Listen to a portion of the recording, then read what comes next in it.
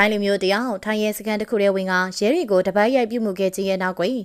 မင်္ဂလာပါပရိသတ်ကြီးဒီနေ့တင်ဆက်ပေးမှာကတော့လက်တလောထိုင်းနိုင်ငံမှာဖြစ်ပွားခဲ့ပြီးရန်ဟော်ခဲ့တဲ့အကြောင်းအရာလေးတစ်ခုအကြောင်းပါနော်ကျမတို့မြန်မာရွှေပြောင်းလို့သမားတွေနိုင်ငံခြားထက်ငွေရှာတဲ့အခါမှာအဓိကရွေးချယ်ကြတဲ့နိုင်ငံတွေထဲမှာထိပ်ဆုံးကထိုင်းနိုင်ငံပဲဖြစ်ပါတယ်ဒီလိုထိုင်းနိုင်ငံကိုအလုပ်သွားလုပ်ကြတဲ့သူတွေဟာများသောအားဖြင့်အခြေခံလူရင်းစားတွေမလို့အောက်လန်းကနေသာတရားမဝင်သွားရောက်လုပ်ကင်သူတွေပဲများကြပါတယ်။အဲဒီလိုရွှေပြောင်းလုပ်သမားတွေကြောက်ရတာကထိုင်းရဲတွေကိုပဲဖြစ်ပါတယ်။တရားဝင်နေထိုင်သူဟုတ်မဟုတ်စစ်ဆေးတဲ့နေရာမှာထိုင်းရဲစစ်တွေရှိတယ်လို့ရဲတူတွေဟန်ဆောင်ပြီးတော့ငွေညစ်ကြတဲ့သူတွေလည်းဒုနေတယ်ပါပဲရှင်။အခုမှထိုင်းရောက်တဲ့တရားမဝင်နေထိုင်သူတွေကလည်းရဲဝတ်စုံမြင်ရင်ကြောက်လန့်ကခိုင်းသမျှလုပ်တတ်ကြပါတယ်။ဒီအကြောင်းလူလိန်တွေအတွက်ခွင့်တစ်ခုဖြစ်လာပါတယ်။အခုဗီဒီယိုမှာတော့ပြည်သူကိုမဟုတ်ဘဲရဲကိုပဲရဲဟန်ဆောင်ကတပတ်ပြန်ရိုက်ပြဿနာရှာခဲ့တဲ့ထိုင်းလူမျိုးတယောက်ရဲ့အကြောင်းကိုပြပြပေးမှာဖြစ်ပါတယ်။ရဲတွေနဲ့ပတ်သက်ပြီးတော့သင်ခန်းစာတစ်ခုရှာမှသိကြတာမလို့ဗီဒီယိုလေးကိုစုံတိကြည့်ရှုပေးပါအောင်ရှင်။ထိုင်းနိုင်ငံမှာတာဝန်ရစစ်ဆေးနေကြတဲ့ရဲတွေကိုနေရာနဲ့မှမြင်ရတတ်ပါတယ်။တိုက်တဘာကဧည့်သည်တွေက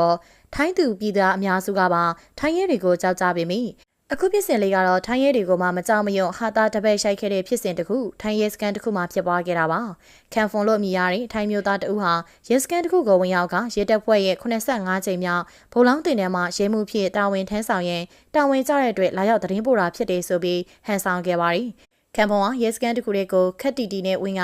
စခန်းထဲကရဲတွေကိုပြစ်ရှာကြောင်းပြပြီးတော့တိုက်ထိုးခိုင်းခဲ့ပါတယ်။အဲနောက်မှာတဖြည်းဖြည်းနဲ့ခံဖွန်ရဲ့ပြည်မှုတွေဟာမတင်ကားဖြစ်လာတဲ့အတွက်စုံစမ်းရေးရာရှိမှတန်တရားဖြစ်မိပြီးတော့ရဲမှုကြီးရာထူးရရှိရန်မဖြစ်နိုင်သလိုလက်တလောမှာအသစ်တာဝန်ခန့်အပ်မှုလည်းမရှိတဲ့အတွက်အထက်ရာရှိထံမှစီရင်ခံခဲ့ပါတယ်။ခံဖွန်ဟာမိသည့်ရဲတပ်ဖွဲ့မှအရာရှိဖြစ်ကြောင်းစစ်ဆေးမိမဲ့ရာမှာလည်းဖြေကြားခြင်းမရှိဘဲနဲ့တန်တရားဖြစ်ဖွယ်ပြုမှုများပြုလုပ်နေတဲ့အတွက်ရဲရောင်စားထမ်းခြင်းဟာပေါ်ပေါက်လာပါတော့တယ်။နောက်ပိုင်းမှာသူ့အမိဟာခံဖွန်ကုံလက်ဖြစ်ကြောင်းဝန်ခံခဲ့ပြီးတော့ရဲရာရှိမဟုတ်တော့လေရဲဖြစ်လို့တဲ့ဆန္ဒကြောင့်ရဲဝတ်စုံနဲ့ဒစိမ့်များကိုဝယ်ယူဝတ်ဆင်မိခဲ့ကြောင်းဝန်ခံခဲ့ပါတယ်။စစ်ဆေးမှုများအရခံဖွန်ဟာလာစာတာမှာရဲတစိမ့်များကိုဝယ်ယူခဲ့ပြီးတော့ရဲရာရှိရဲမှုဖြစ်ဟန်ဆောင်လိုသည့်ဆန္ဒနဲ့ဝစ်စင်ခဲ့မိခြင်းဖြစ်ကြောင်းမိသူကိုမျှလှည့်ဖျားလိုခြင်းမရှိကြောင်းသိရပါတယ်။ဒါကြောင့်ခံဖွန်ဟာအခုချိန်မှာရဲတူရောင်ဆောင်မှုရဲဝတ်စုံမတရားဝစ်စင်မှုတာဝန်နောက်ဆက်မှုတို့နဲ့ဥပဒေအရရေးယူခြင်းခံရလျက်ရှိပါတယ်။ဒီဖြစ်ပြောင်းချက်ချင်းဆိုသလိုထိုင်းနိုင်ငံပြည်သူများကြားမှာတော်လေးပြည့်နေသွားခဲ့ပါတယ်။ရဲဆိုတိုင်းမယုံသေးကြောင်းနဲ့တတိထားဂယုပြုတဲ့အရာလို့လေပြည်သူများစုကမှတ်ချက်ပေးနေကြပါတယ်ရှင်။ဒီဖြစ်ပျက်လေးကိုကြည့်ပြီးတော့ခုဗီဒီယိုကြည့်နေတဲ့ထဲမှာထိုင်းနိုင်ငံမှာနေထိုင်တဲ့သူတွေပါရင်လည်း